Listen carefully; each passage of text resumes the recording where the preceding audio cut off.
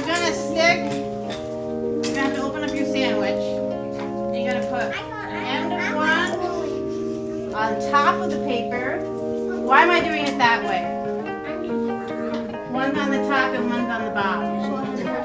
Oh, so Right. Mike is right. So it has space so it can vibrate.